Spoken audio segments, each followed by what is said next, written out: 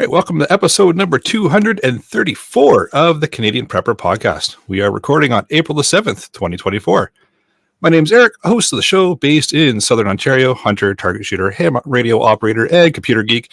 As first responder, witnessed an over-reliance on emergency services during major events and started a small preparedness company to help people get better prepared for at least 72 hours, if not longer. You know, you're getting pretty good at that. I know, right? It's like I've read it 233 times or something. Something like that, yeah. Well, my name is Ian. I'm a homesteader on Vancouver Island. Despite being the newest guy in the podcast here, I guess I just have no idea how upset works. Yes, everyone, welcome the intern, Ian. We're happy to have you. I don't know. He almost looks like Alan now. Well, does. Shave the head a little more, maybe, and then I'll get on it. Gain about 120 pounds. And 2 feet of height. Yeah. Okay. And I'm Jeff. I'm based in Central Ontario. I'm a target shooter, ham radio operator, general overall handyman, weather nerd, and Ian's pain in the backside. Ooh. Ooh. And I'm Brad. Nope. I'm in Eastern Ontario, part-time amateur prepper, constantly trying to better myself.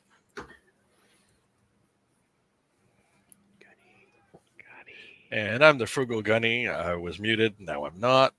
I recently moved to Northern Ontario in the middle of nowhere. I'm an off-gridder, a shooter, a hunter, fisher, gatherer, trapper type, and a generalist. And it's only fairly recently that I came to accept that I'm a prepper. And I'm Terry. I live in sunny Southern Ontario, and I'm a starving indie author, a terrible hunter, a pathetic fisherman, and an absolutely challenged gardener. But I am a proud Ford owner. And there you go. Well, there we are. Oh, I guess this is where I fill in, right? Hey, I'm Mel. This will be my third time on this incredible podcast. I'm a horticultural student, and I'm absolutely adore anything nature and the secret she holds. Besides my green thumb, curious mind, and the love for nature, I'm an avid hunter, beginner homesteader, hippie at heart, and someone that enjoys life's adventure with an open mind, with the willingness to learn and share what I know. Just one more thing to add. I'm a proud Chev owner and a life straw connoisseur during the eclipse. Yes. Trifecta. Well played. Well played. This is why you're back for a third time. And this is why the YouTube should actually auto censor us and unsubscribe people.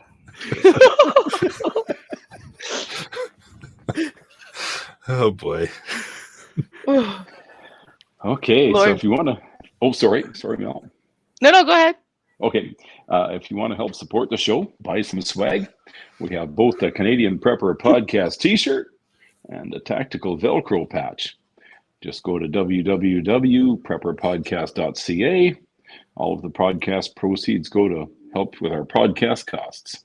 All right, if you're enjoying the show despite the lifestyle banter, please take a few minutes and submit a review wherever you can find us. We want your feedback, even if it's bad. We also invite you to reach out and tell us something you learned this week. You can email us at feedback@prepperpodcast.ca. And if you learn something specific about the eclipse, make sure to send it directly to Ian with the subject line eclipse.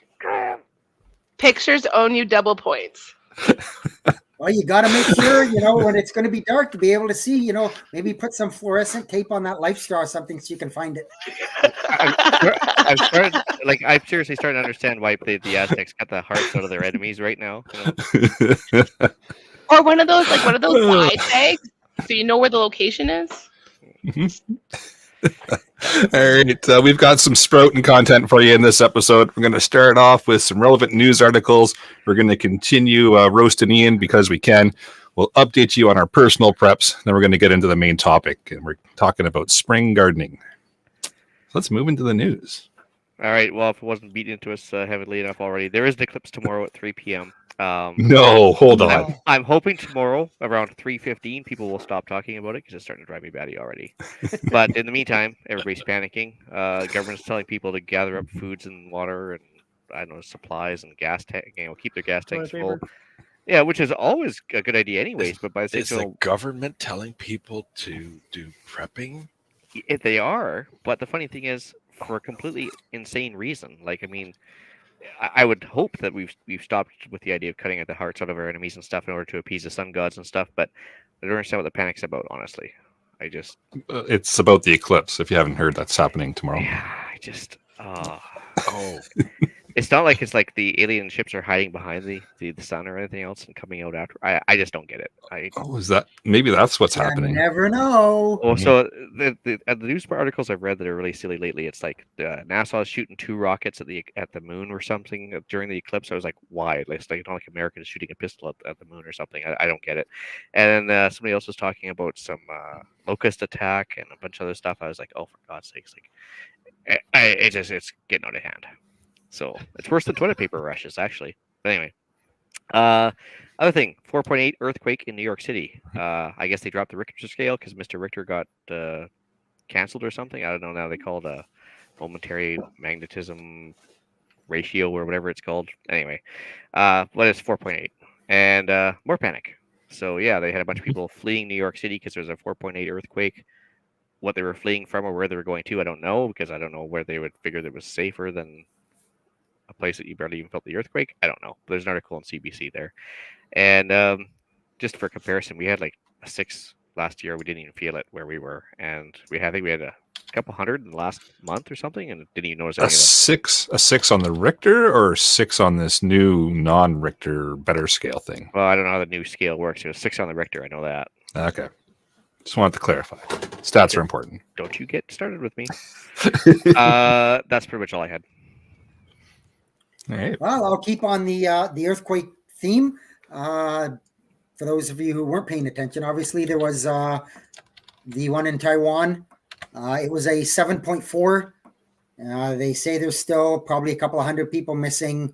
There's not that many fatalities at this point, which is, I think, incredible for them considering their population density, the strength of the earthquake, the location, everything like that. They got off pretty lucky. So they've had some pretty decent aftershocks, but so far, nothing else. I'll talk a little bit about it in my weather blurb.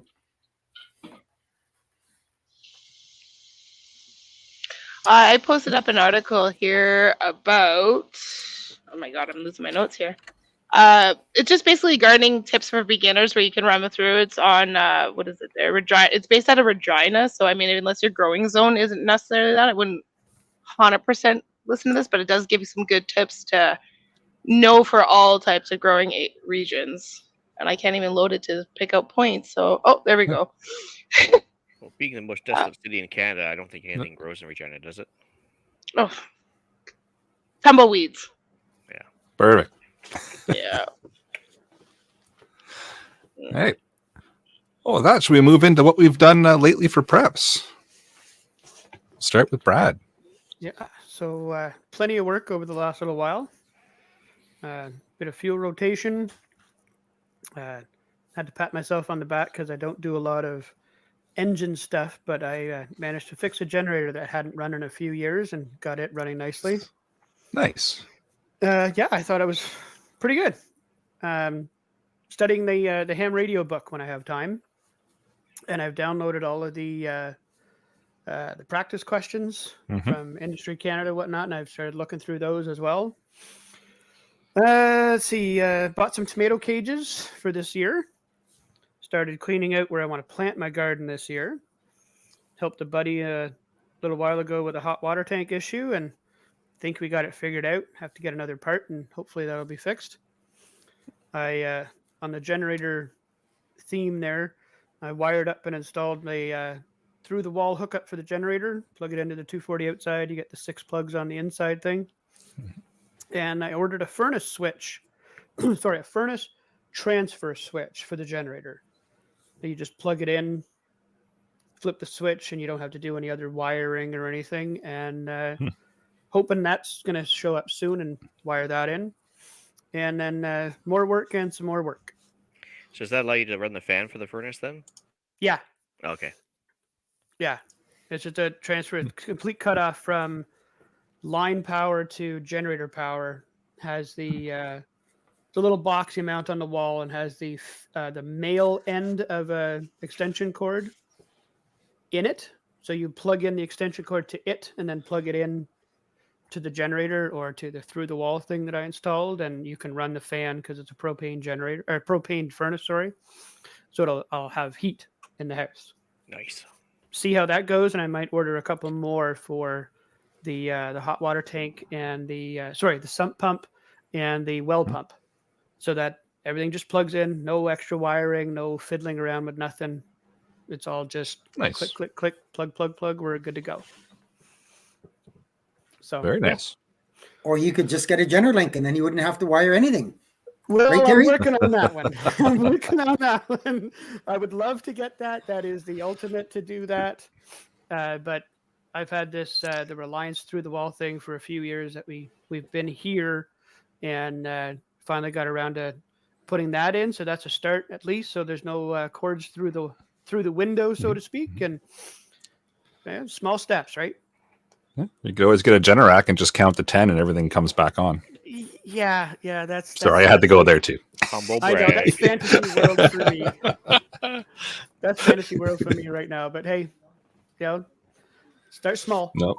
Yep. Small steps. You got it. Yeah. So that's it for me. Jeff? I on that topic of generators, did my monthly generator tests. Made sure they ran, put a load on them, just make sure everything was working fine before the eclipse comes. Got to make sure they're going to be working. And I started working on my firewood. I said for next season. I have my wood for next season. It's for the season after, so getting a bit of a head start. Very nice. For myself, a little bit of range time, so that's always good. What else? Learned how to fix some internals in one of my radios. So my my little portable one that I take out to the park ended up completely dying on me. So it was actually to the point we had to put it under the microscope to replace some little bits and pieces on the board. So learned how to do that. That was kind of neat. Ran an NVIS test with a listener. So that was pretty good. We were able to make voice contact, and we were able to do JS8 call, and approximately about 280 kilometers distance between the two of us on NVIS. So that was pretty neat. And switching between my actual higher up 30 feet or so up antenna versus the one down about 10 feet. I wasn't able to hear him on the one way up in the air, but the one right down at 10 feet set up for NVIS worked perfectly. So it was nice to see that all worked. And I got my Meshtastic node all set up and solar powered, and it's running, and have made a few contacts. So that's been interesting, a fun little thing to play around with. So a little bit of range time, and then a whole bunch of radio nerding. So for those of us that don't speak nerd, what's NVIS again?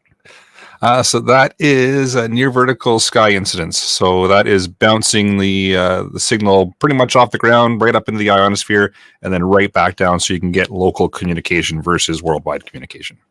Awesome. Yep. Sweet. I can't remember the last time I was on here, honestly, being the new guy and all. I know I recorded the John Newman podcast about 6 weeks ago or whatever, 8 weeks ago, and then finally it aired about I think 2.5, 3 weeks ago. I got lots of good feedback on that from coworkers and everything. They all seemed to think it was good. I think Sean was expecting Walking Dead, and he got Little House on the Prairie, so maybe it was a little bit of a surprise for him. But he did sound a little thrown off for the beginning. Yeah, because he was expecting the world's going to end, and instead I was just get some booster cables. So it was and a life straw. And a life straw. Yeah, but no, I just he kind of went on a little bit about that 25-year food. Oh, you wouldn't buy that? You wouldn't. He went on and on and on. I'm like, just no. No, just buy what you eat, or eat what you buy. Buy what you eat. Yeah, there you go. But yeah, no, it was really good. He was an awesome guy, especially before the show. Great guy to chat with, and turns out we have some mutual friends in the same area in Saskatchewan and stuff. And yeah, so it was all good. Myself, for work, I've been knee deep in paperwork, so I hadn't been able to do a whole lot of preps. I've been spending a lot of time in Vancouver on call, so the good news is they're paying me to go to the gym and hang out with my kids, but in reality, I don't get a whole lot of time on the Doomstead, so here I am over in Vancouver. Anyway, so that being said, I'm trying to lose some weight. Extended New Year's resolution that's still going on. Started with the facial hair, so I decided to trim some. That's probably 2 pounds right there I lost, so I was just that was all gone. Which most people don't recognize me now, it seems, but yeah, workouts are doing well, and lots of water, and which also ties into the other podcast along with the Patriot Challenge and stuff. Spent a lot of time on the acreage just dejunkifying lately because I guess clean Doomstead, clean preps and everything. Because it's amazing how much stuff you collect after about 10 years. And so whether it be spare tires or just like metal poles or whatever, it's just giving stuff away on Craigslist, and that keeps you amazingly busy with people are constantly showing up at your house. That's for sure. So got rid of a lot of duplicates. We went through a lot of our inventory as far as storage food goes, and it's amazing how fast some of the crackers and stuff will go off with the oil going rancid and stuff. So you gotta watch your preps on that stuff, because sometimes having 6 or 7 bags of chips might not be a good idea. Well, just because they're chips, but also the fact that they'll go bad after a while too. So yeah, no, it was good to do a mini inventory on the whole collection there. A bit of fuel rotation before the carbon tax kicked up a notch there. So I made sure everything was full and fresh, because I didn't want to sit there and pay an extra, I think it was an extra 30 cents a liter we got here in BC. It was crazy. Yeah. Anyway, patched up some baby chickens. We had about a 70% hatch rate, which was pretty good. And so we got 18 baby chickens now, and they're already feathering after like a couple weeks, so that's good. And they seem amazingly tame for humans, which is good. And then I didn't, but my wife planted some asparagus to tie into the gardening episode, because somebody's got to do some gardening around there. And yeah, that's what all we've done so far, because we had a really late, well, you guys can appreciate, we had a really late snow and everything else too. And the mint's just popping up, so mojito season is on the horizon. So that's good. Does it ever leave? Yeah, well, the fresh mint is a nice touch, right? So it's just starting to pop out of the ground again. And the nice thing is it's just so invasive that it's like idiot gardening for myself. It's perfect. So, anyways, that was good. That's pretty much it for me, though. It's good to see some things don't change, and your what you've done lately is a couple of pages long. Surprisingly not, though. Like, I mean, really, it wasn't a whole lot. Just trying to clean up my life, so to speak. Fair enough. The only First thing step we is miss amendments. the only thing we miss is the CGN deals. Well, I did do one of those, but that was like in between the 2 times I was on the podcast. Didn't think it really counted, and it was my last 8mm Mauser. It was out the door, so now I'm kind of sad on the inside, but it's okay. I'll survive. There's a void. Yeah.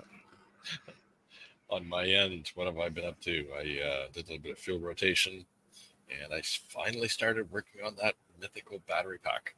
And I got a little bit of time on the trigger, and that was really good. Also been preparing my own little spot so I can be ready for the spring bear hunt, which is coming up soon. And I did not go up to my cabin the way I had intended, because I had a little bit of brake work to get done. A little bit of surprise brake work. So otherwise, work. That's what I've been up to.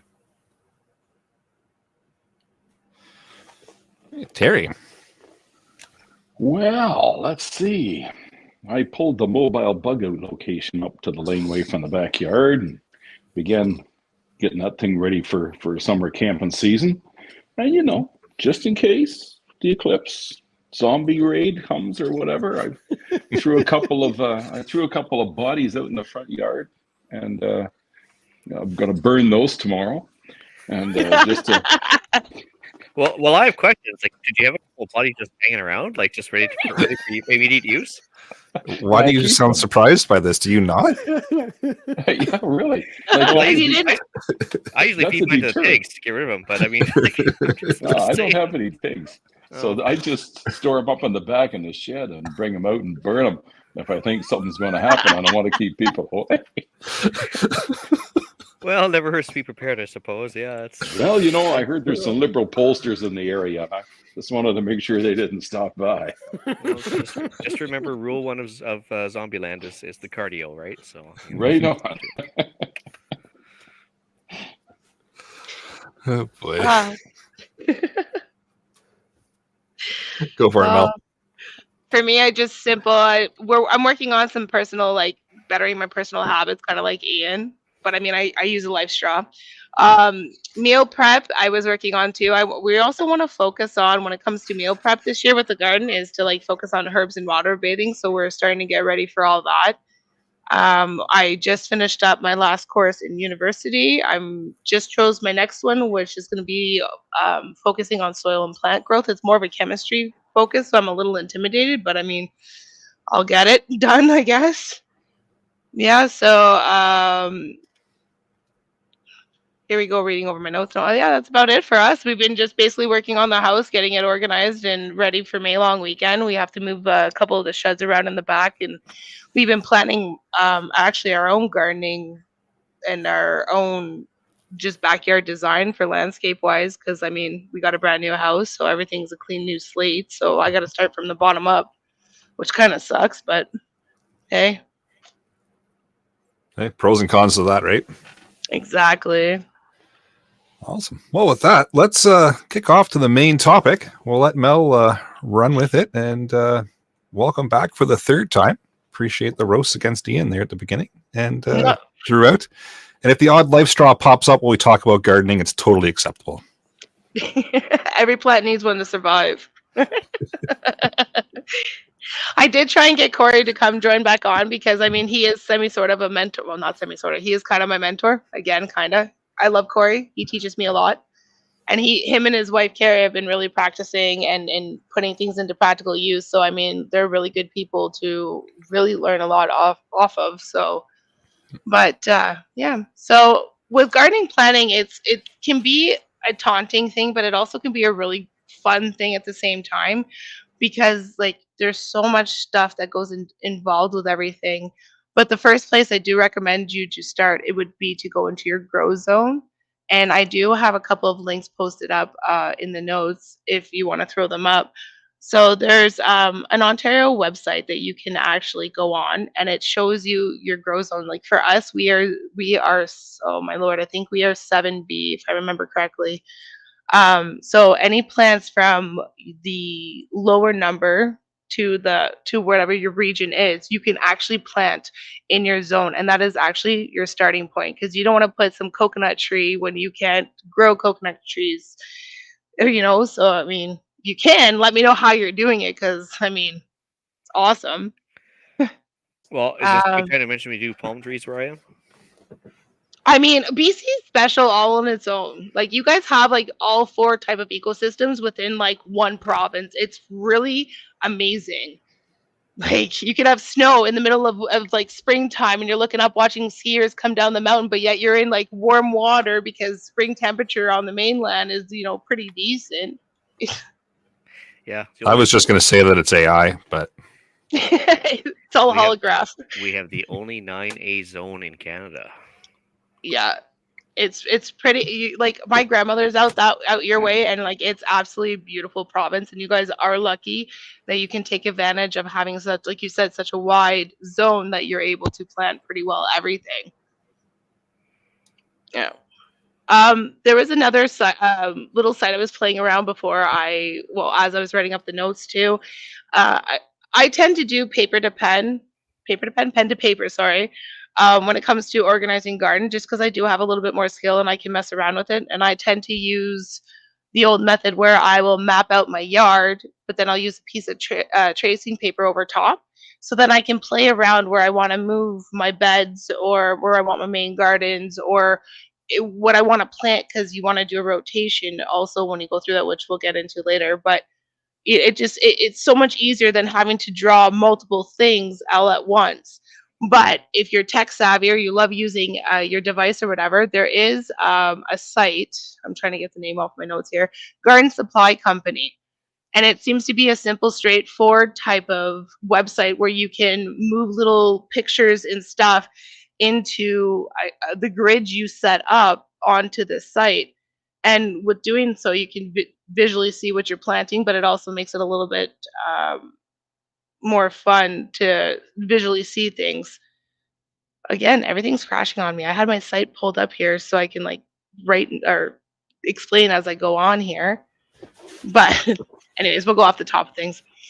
So yeah, like that site, and it's free. That's the best thing, is like you don't want to spend more money than you have to when it comes to planting a garden, because you want to put all your resources into your actual garden, especially when it comes to your seeds and your soil. You don't necessarily want to cheap out on it. If you are feeling a little bit more riskier, or you have more disposable funds, the Farmer's Almanac offers a whole barrage of stuff on their website. You have to unfortunately pay for it, but like they will actually email you for reminders for when you have to rotate your crops or when they have to be planted, because there is certain times of the year where plants like either a cold germination or they'll enjoy a warm germination depending on what you're planting. Some of them even have to go through a full complete winter cycle, or some of them unfortunately have to go through a forest fire to be able to be germinated.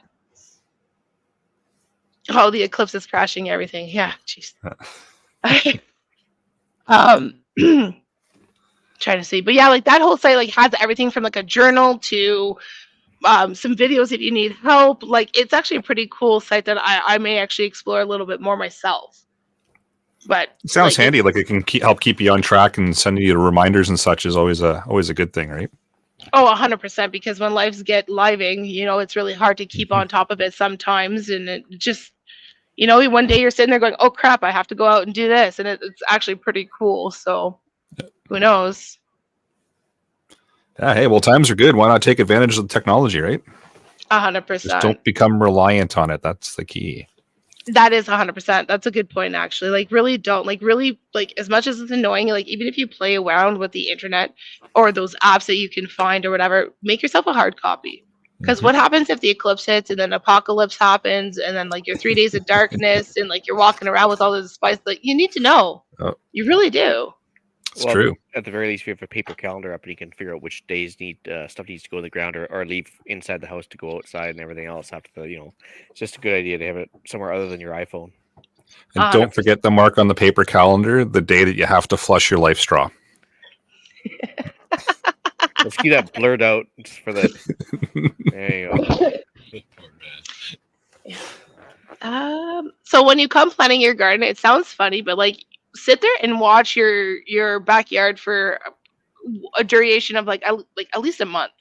Especially when you're coming from like winter into spring, you get to see how your water will accumulate in your backyard. You'll get to see how wherever the sun goes on your own property, you'll see if you got trees or bushes or whatever, sheds, campers, anything that will actually impact the sunlight, right? Because then that will all determine what you're going to plant and where you're going to plant. So when you're actually doing your design, that is key. I mean, open up your cooler, throw some beers in there.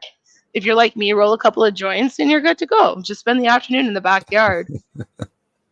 That is a really good point, though. Pre-planning things and getting your garden kind of laid out according to the terrain and the environment that you're going to be growing in makes total sense. But something that I have honestly skipped before, I just set things up, go, yeah, that looks good, and then epically fail. So especially with some stuff like full sun, some stuff like some partial shade, other stuff doesn't want any sun and everything else. So it's important to plan that out too, right?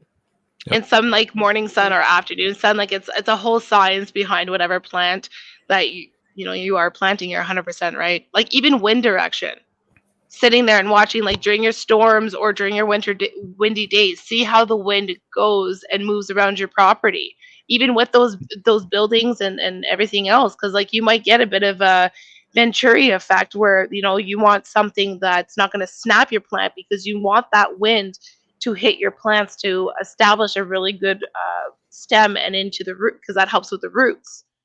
Because the stronger your root base is, the stronger your stem is, the more able that your plant's able to take on the weight of whatever you're growing. Plus transpiration and everything else too, right? 100%, yeah. Yeah. And then like when you get into all that stuff, you got to put into consideration the different kinds of ground covers you use, whether you're using rocks or you're using mulch, or if you're simply using a plant like red clover, because all that plays into a part, right? Like where red clover will add nitrogen back into the soil, which will also help your plants.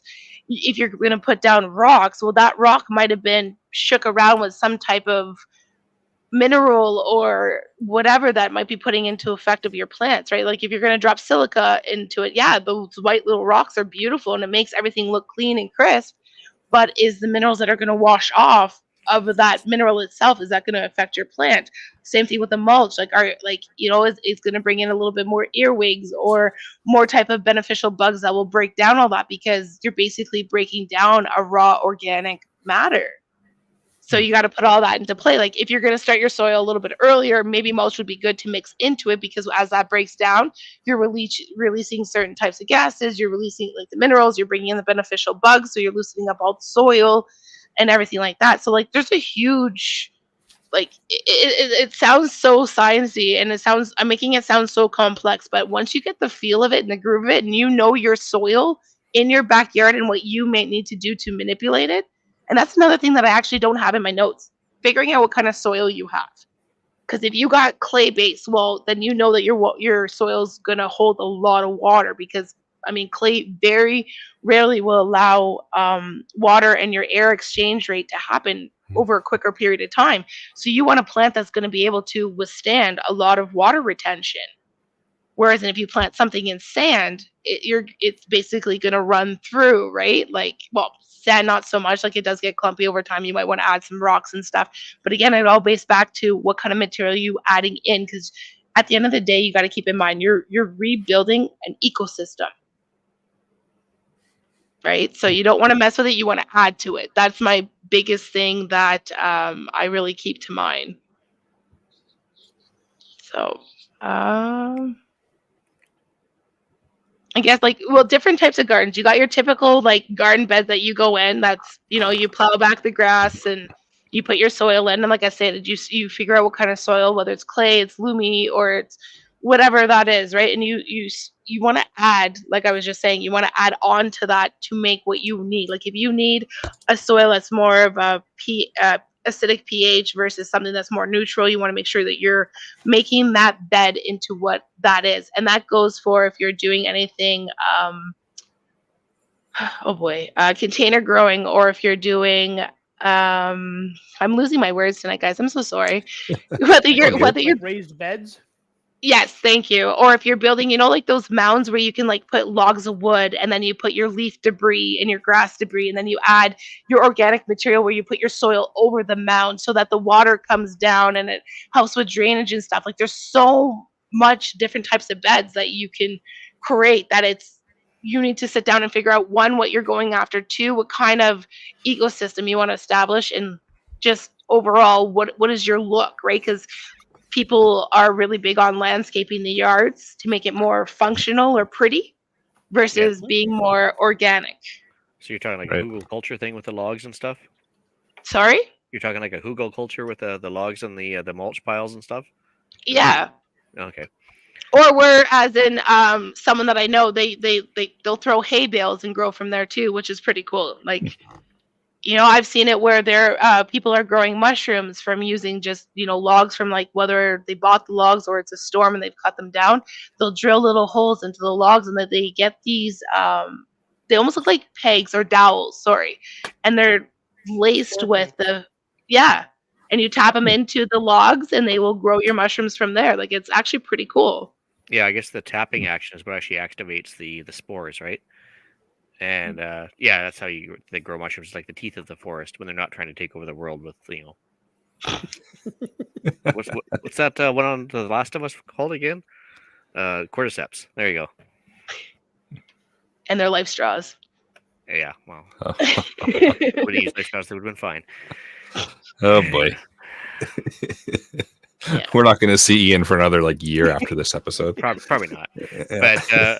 But what's your thoughts on synergistic systems, like with animals and stuff, setting the soil up like that? Like, would you want to let stuff go fallow for a little while first? Maybe let a alpaca or a goat or whatever just go over top of it, poop on it for a while, and kind of mulch it in, or do you want to just start from something you design yourself? To be honest, this is where I kind of want Corey to step in, because he actually has hands-on. The only thing I can kind of speak on about that I have experience or some sort of knowledge on is when I did talk to Corey about using rabbit poop. And he will, he praises this stuff through and through. He says he makes this really potent tea and he feeds it back to his plants. And he's like, the yield I get off my plants is remarkable. So, it's like his whole. I weirdly wish she was here, because his whole breakdown of what he does, he puts it in rainbow, he puts the water in, and he feeds it to his plants, and allows it to grow bigger.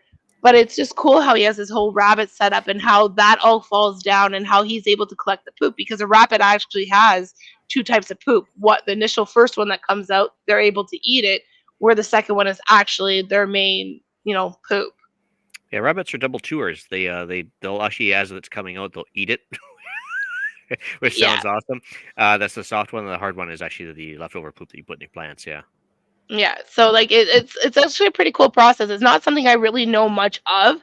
It is something I want to get more into. Pierre keeps rolling his eyes every time I keep telling him that we're putting a chicken coop and meat rabbits out in the backyard. And I really don't care what my neighbors have to say, but it's going to happen because I do believe in having everything as a cycle. Like I got friends that have, oh my god, I always call them tapioca fish, and they're not. Tilapia, yeah. So like they filter the own water, they help add the nutrients to the plants. Like it's just a really good system. So how can I want to think, how can I add that into everything? Because at the end of the day, we have fish to eat too if stuff happens. If we only had to stay on our property, right? It's another food source and everything else, and fish reproduce quite easily and frequently too. So there's upsides. Yeah, there's a guy out in Fredericton area that does that with tilapia, and he uses that for gardening as well. He had his own podcast for a while as well. It was the Warrior Ethos podcast, and he was all about the tilapia. Yeah, I've watched a lot about the tilapia stuff, and it's quite triggered my mind too. Because like I'm like I said, I'm a true believer of whatever you use, how can you upcycle or recycle back into your system so that there's almost a zero waste as you're doing everything. Pierre is quite right. Rabbit poop is one of the only poops that you don't need time to sit and break it down. It can be used the same day. Chicken poop needs a year to mellow out. Alpaca poop is also the same, though. It can be used right away. Is that because of like they have more of an acidic rate to them? No, it's actually, the alpacas are like they have like 3.5 stomachs, not 4. They're technically not like a deer, but they digest it so well that when it comes out, it's not acidic at all, so it's usable right away. That's cool. I need to really look into that stuff. Like I got into looking in electric growing, where you take copper wire and wrap it around a pole and you put it into the ground, and then it uses the Earth's natural frequency field that the Earth gives off, and it's supposed to yield your plants bigger and all that stuff. So that's where my heart kind of is lying into experimenting and I don't have animals to do that with. So that's a great segue to a question in the live chat from Mailman NB, talking about if you have a wire fence around the garden, can it be used as an HF antenna? Anything could be an antenna. If you ham hard enough, yeah, it can be an antenna. Even Terry's dead bodies could be used as antennas, really. It's true. But that is a great question. Pierre says, no, we're not getting an alpaca. Well, come on, you can antenna too, I'm sure. I'm still working on the mini cow. Shh. So, Mel, just down on your way from your place to my place, there's a sign on the highway there that says Split Rock Farms Alpacas. It's not that far from you and I. Huh. Get males. They'll be cheap. Don't get females if you're going to use them. I'm not even thinking of that. But yes, I agree with you. But you can go and see them and see if they'll sell you the poop. Yeah. Or give it for free. A lot of places do that. Here, take the shit. Mm-hmm. Just something to keep in mind. Yeah. So here's a question for you, Mel. For those of us that don't have green thumbs, spring is just slowly showing up here. If Mother Nature doesn't decide to do another dumping of snow on us, what are some steps or some things that we could be doing to get our gardens, if they're already kind of in place, ready for this growing season?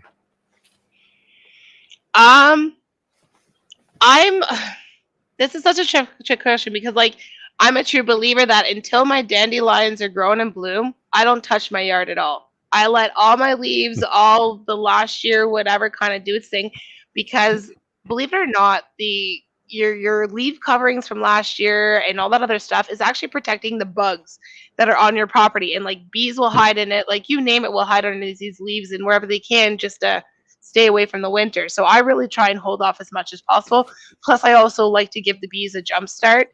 But when it surpasses that point, I would look back on your last year, what you grew, and I would also put into consideration of doing a crop rotation, because you don't necessarily want to plant the same things in the fields. If you watch the farmers, they always go between, corn, soya, I think it's hay, and they kind of rotate between the three.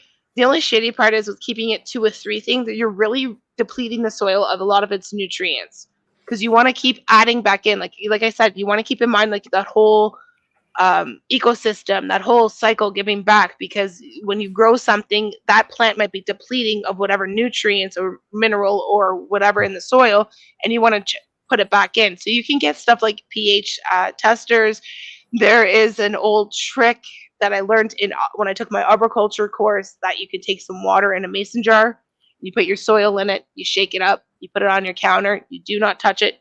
And then depending, you can watch the layers of your soil, and depending on how they sit, you can tell if you have a sandy loam, if you got a clay base, or any of that stuff. Based off that, you can simply Google. I forget the name of the test.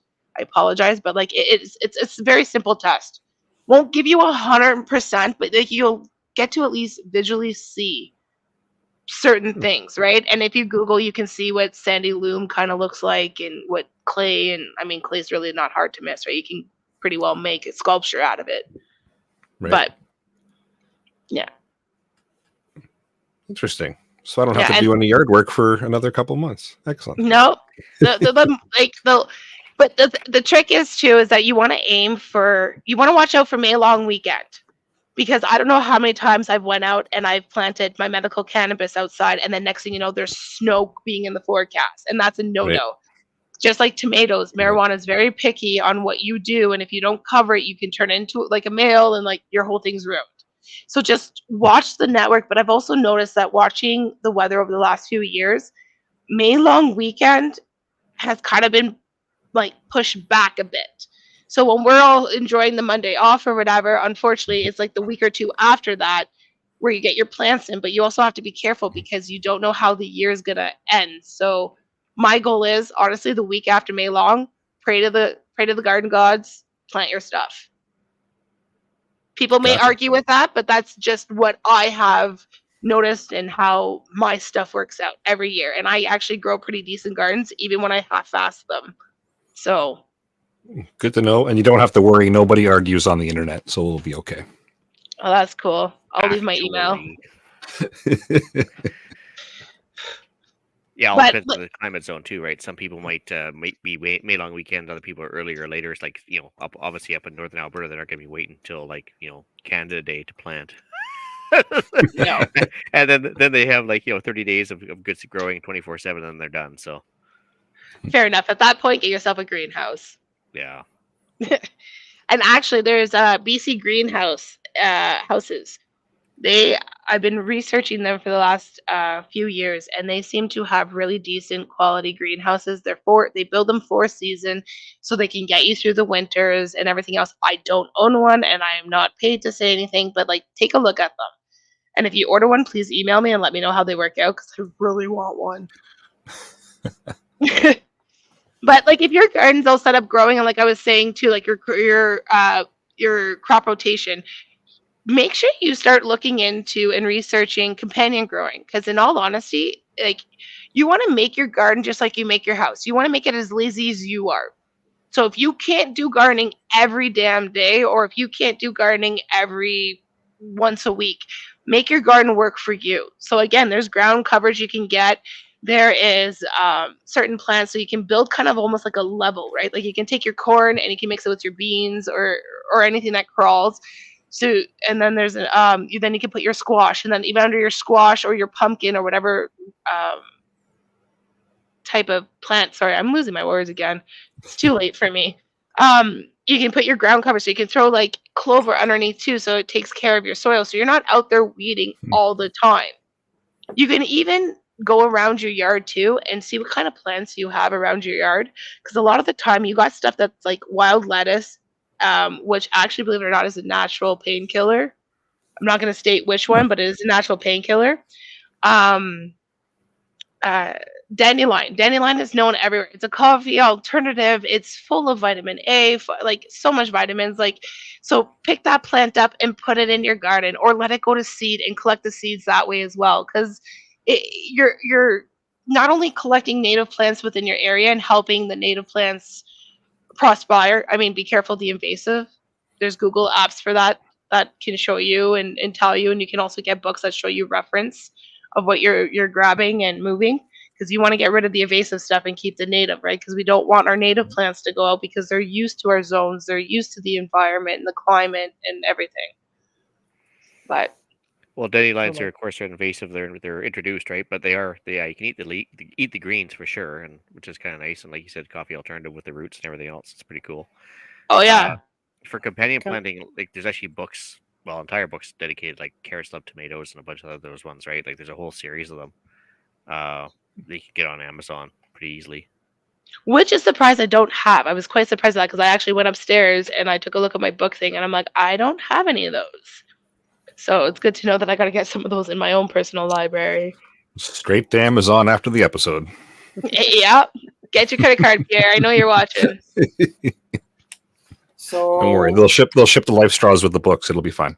Yeah. Weight savings, yeah, all that stuff. And we'll make Eclipse. I survived the Eclipse t-shirts. Hey, you can do that too. Mhm. For somebody who this is their first absolute crack at growing a garden, can you quick walk through how, if you were doing it and it was your very first garden, how you would prep it? I know there's a lot of controversy on both sides of till to no till to, do you use potting soil? Do you just get some topsoil from somewhere, whatever? What are your thoughts on just kind of getting something going? To get something going, I would really focus on getting your soil started up, because your soil is like your foundation. So as long as you are knowing what kind of plants you're looking at, so I guess I'd be kind of hand in hand then. And you want to start something easy, something that if you mess up, it's not a big deal. Like you're not going to turn your female plant into a male plant, then you're going to have a whole buckload of problem and useless material.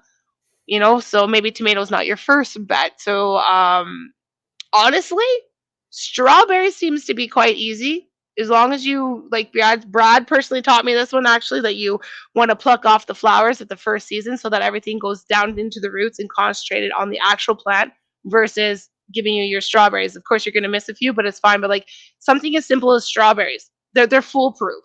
They really are. Oh, and herbs too, generally. Like I joke about my mint, but I mean, like, mint's invasive as heck. And as long as you got soil and occasional water, like, anybody can grow that, right? And so, like, even as a barter item or whatever, like, herbs can be used for obviously wild game and everything else. And it's pretty much hands off. Even for healing, like you can plant a plant that's called yarrow, and it actually will stop bleeding on minor cuts and scrapes to any of your surface. So when you're out there, you just chew on the yarrow leaf and then you throw it on your wound, and it will aid in stopping the bleeding.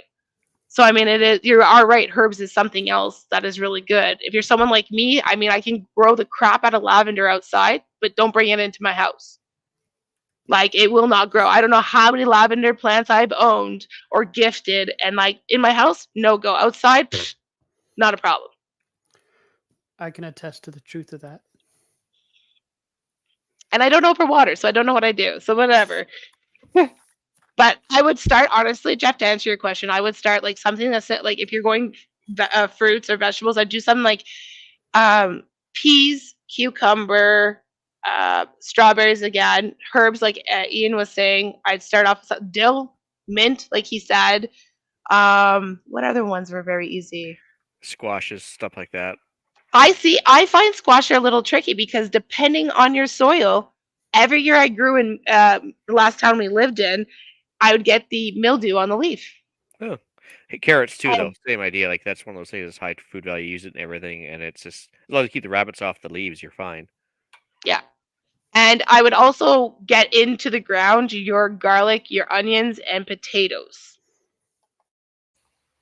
And Okay, if you're so not, I guess maybe I wasn't quite clear enough. What I was getting back to was, how do I even start that garden? What do I do? I've got a patch of ground. Do I till it? Do I not till it? I've heard some people say lay down cardboard, throw dirt on top of it. Like start me from literally, like I said, there's my grass and I now want to make that a garden. Honestly, foolproof, do your till. Because that will give you the knowledge on at least how to get stuff into the ground, how stuff is growing, how it reacts with your wind, your sun, all that other stuff. Just till it. Keep it simple. And then you can move on to experiment with the no-till or throwing the cardboard over the garden. I've actually done that process. I didn't do the dirt over top. I just wetted the wetted the cardboard and let it break down over the time and whatever else, and then I just tilled in all that stuff. But honestly, the starting point, just till it. Just get it out of your system, break ground, get the stuff in there. And not just that too. You also got to market too. Like as much as everybody likes to make fun of everybody with having the nice, neat rows, but you got to figure out what's what as far as how much you need to water it and when you're going to harvest it and everything else. So if you have like a row, and even if it's just half a row, you kind of got to mark the dividing line where you planted all your carrots, where you planted all your peas, so that you know what to expect. And obviously, good to have room between each row to walk and water and weed and everything else. So make sure you give yourself lots of space. Like don't pack it too tight, and make sure you can access everything. So that's the other thing. And sometimes just use a string when you're planting your rows to keep it in a straight line. So you just put in 2 stakes, string, dig your holes as required, and then mark them really well. Corey actually uses milk crates. So Yeah, on the whatever. bottom of the milk crate, he uses the different shapes and different spacing just by taking the milk crate, putting it on the ground, and then he just remembers, puts his little sign, and then carries on from there. He's also done, I think, the no dig tilling or no dig, and I think he's put the landscape tarp over top and just made his hole that way. So kind of like the no till, but kind of putting a hole in the ground to let things grow. I could stand to be corrected, but I think that's the other method he's used as well. A friend of mine recommended to me.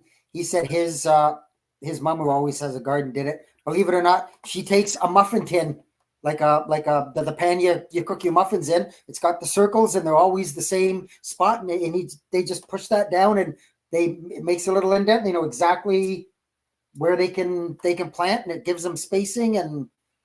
And that's actually a really good idea too, because some seeds you can't go too far down into the soil, because if it goes too far down, it can't start. So you basically suffocate it in the soil and it won't grow. And having a tin like that, you can always put a line or something on it to know, okay, I have to go this depth for this type of seed. I can go full way down to the tin for this type or whatever. So it's actually a pretty cool idea. Kind of like ham radio. I think everybody's got 10 different opinions for 5 different ways to do things, and it's there's no wrong way, I don't think, at this point. As long as you try. Exactly, and it's all about experimental. Like, you're going to mess up. You're gonna not know that, cucumbers, they actually don't pollinate themselves. So then you got to take a Q-tip and pollinate yourself through them, right? So like it's all about experiments. So just take the plants that you're planting, like you said, Ian, keep it simple, and just write yourself down what the requirements are, and just learn slowly, step by step. So I mean, you're all screwed anyways, because tomorrow's the eclipse and like the apocalypse is gonna happen. So if you don't have it in by now, make friends with your neighbors. You're too late. Yeah. Oh, that's awesome. Well, more than one YouTuber's been saying that in the last couple of days. Oh boy. This is true. This is true. We're not one of those YouTubers, though. No. Nope. Oh, that's awesome. Mel, any other tips and tricks you wanted to get out for the listeners on gardening, or any other questions from the panelists? Just get out and experiment. In all honesty, like we all keep saying, like you're going to make your mistakes. It's all experiment. It's all about having fun. Get your hands dirty. Get it into Mother Nature, and just take your time and learn. Like it's not that complicated. You're not expected to know Latin terms of what plants are in like a week's time here.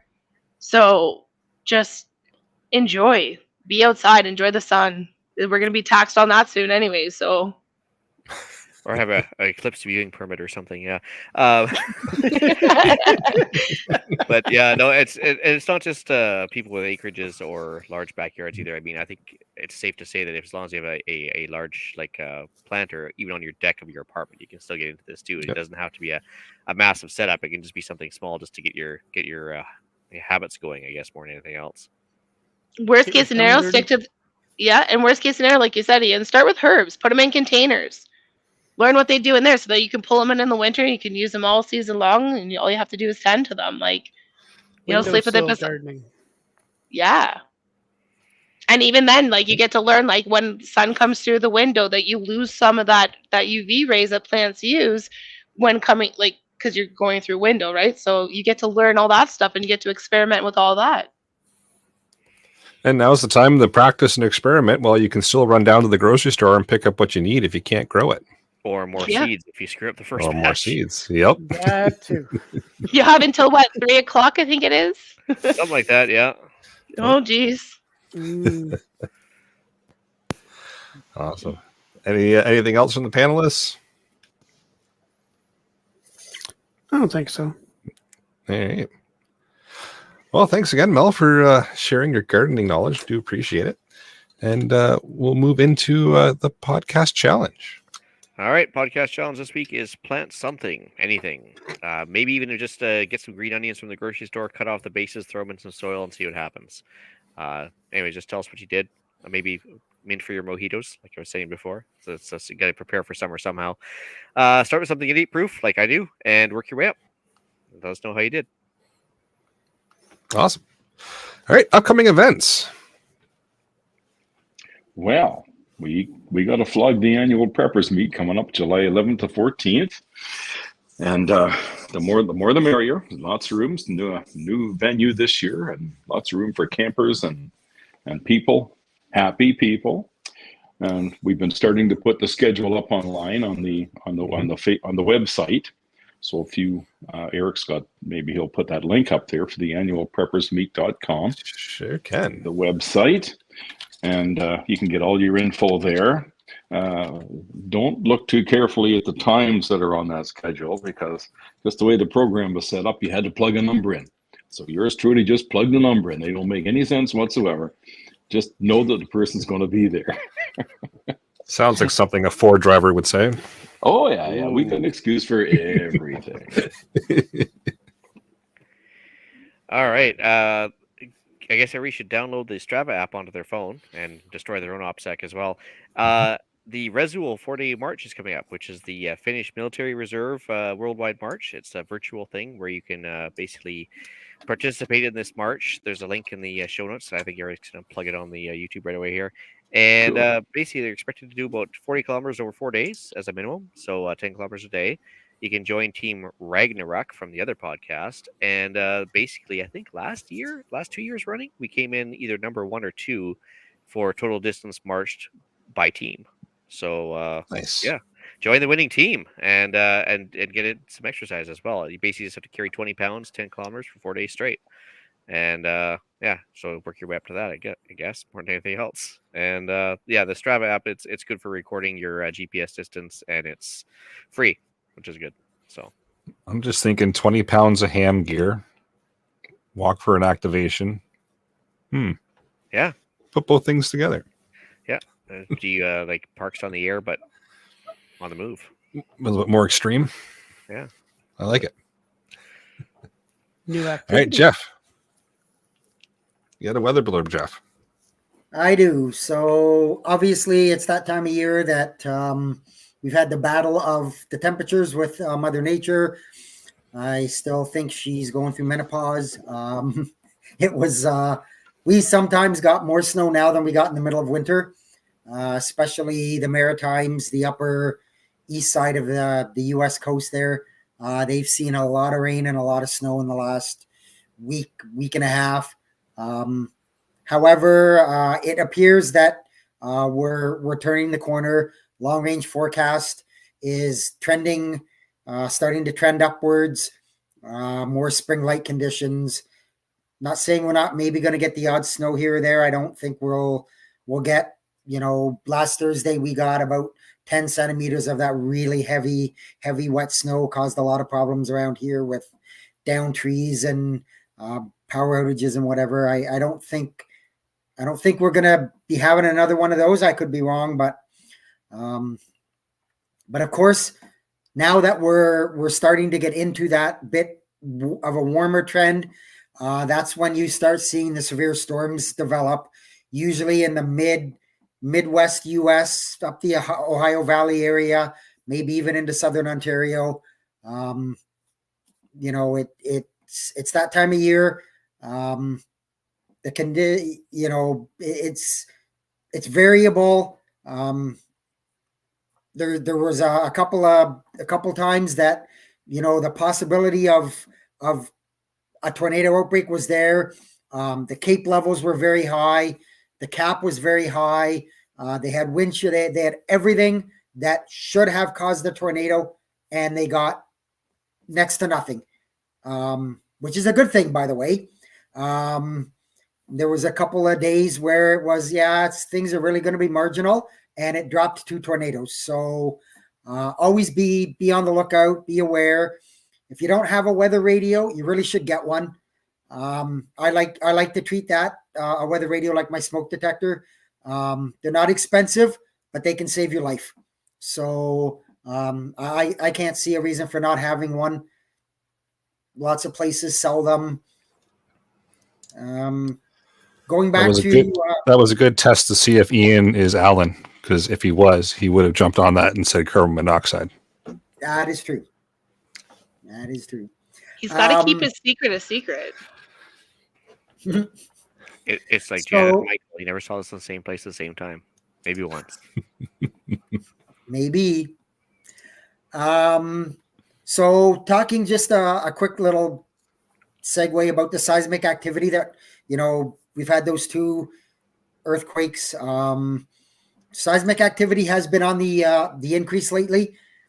In the last 30 days, there's been over 3,500 earthquakes worldwide that had a magnitude. So back to the Richter scale. I don't know about this whole new one either. I haven't really looked into it, but had a magnitude of 1.5 or higher. So there's been 3,500 in the last month. Shouldn't be much of a shocker that Alaska's had more than their fair share of them. They always seem to, but there's just been a lot of activity around. If you're interested, you're nosy, it's a thing you like to keep track of. There is a quick little website, just it's earthquaketrack.com/recent, and it'll just pop you up, and it'll give you a list of all of the recent earthquakes. There's a map, they plot them on there for you, and it's actually kind of neat to look at every once in a while. And so that's about all I've got for now. And no coincidence at all, but they're firing up the Large Hadron Collider tomorrow at CERN, right around the link eclipse time. Just so you know, I'm just saying. If you're firing up the what? The Large Hadron Collider at the oh, really? Yeah. Last time that went up, the what is it? The Monopoly guy lost his monocle, and it's not Berenstein Bears, it's Berenstain Bears now, and everything. So, if tomorrow wasn't bad enough, I guess it's gonna make it worse. So you're gonna wake up with life straws as hands. Mr. Life Straw Head. Oh, jeez. At least you get the milder version of the LA, right? I'm just saying. I mean, he's in the chat, but. Oh boy. And he's shouting. Actually, we got deal of the week first. Yeah, actually, these are amazing containers that I found at Home Depot. They fold out and they actually will stack on top of each other, and they're interlinkable. So if you buy a bunch of kits, you can actually extend them quite large. And like Brad can contest, like I had mine all over my house, all down my wall. They are really cool planters. They take a lot of soil, fair warning. However, they are amazing, especially if you need to grow in a patio, or if you have an apartment or you just want a patio grow. Even in your house, they're really cool. You can throw up a couple grow lights in your house and throw them in there, and got yourself a food source inside your house, or a herb source, whatever you want. Very nice. I have strawberries planted in them right now. Ooh. They are amazing containers. They worked very well for strawberries last year. Yeah. Very nice. All right. Any shout outs? I got one just because Pierre told me to. Huge shout out to Pierre for allowing me to take his place here. He's such a generous man. I love him with all my heart and his facial hair. I'd also like to thank the amazing panelists for having me on here and letting me speak about my favorite topics. Hashtag Go Maple Buffalo Go. Yes. Well, it's been a pleasure having you back for a third episode. Anytime. Like as my studies continue, I have no. You can replace. But go ahead, Jeff. You can replace Pierre every day, every week. It's fine with me. We would not complain. No. But then you just get him in the chat. So I mean, maybe you don't have But to we hit can the control that easier. That's way easier Yeah, to control. you can't do drunk chatting, really. Well, I mean, you can speak into it. Oh, boy. All right. Well, with that, I'll bring episode number 234 of the Canadian Prepper Podcast to an end. You can find the podcast on iTunes, Spotify, or, of course, your favorite podcast app. Please submit a review. It does help the algorithms get us up to the top of the list. And we do record these shows live on YouTube and Facebook, unless you're Ian. If you want an early peek at the shows, please subscribe to the YouTube channel, Canadian Prepper Podcast, and click the notifications tab. That will give you an alert when we are going live. If for whatever reason you want to reach out to me and Eric feels generous, you can contact me at feedback@prepperpodcast.ca. Hey, Brad. You're muted, Brad. Oh, crap. One of those nights. If anybody wants to send me anything, fatbradcpp@gmail.com. And you can reach me at the Annual Preppers Meet Facebook page or on my email, terrylblackmore@hotmail.com. You can find me, the Frugal Gunny, on YouTube, Rumble, Facebook, Instagram, and CPP's Discord.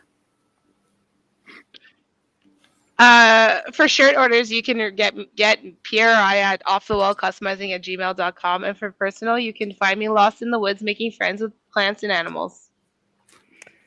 Well done. Fair enough. You can reach Ian directly by emailing me at theislandretreat@gmail.com. You can find me on Facebook, theoretically. I actually tried to get back on. It worked. So I was able to get on WhatsApp, which is what I really needed it for. I just refused to post anything on there or even give it any proper information for fear of getting banned again. So You told the algorithms, now you are banned. Yeah, so much for OPSEC, right? Anyway, but yeah, no, I'm technically on there, but I never go on there. So you can find me on Canadian Patriot Podcast, which is live on YouTube, recording Monday evenings at 9 p.m. Eastern, as well as on iTunes, plus the Gilded app for CPP. Forget Gab. There you can find us discussing why government waste and general degradation of society has me drinking mojitos. Now we just got to get you back on the Discord. That would be nice. That would be good. All right. Check out Rapid Survival at rapidsurvival.com. You can get me there on the live chat. You can also email me at feedback@prepperpodcast.ca. So thanks for joining us. Until next time, be prepared, stay safe, and keep learning.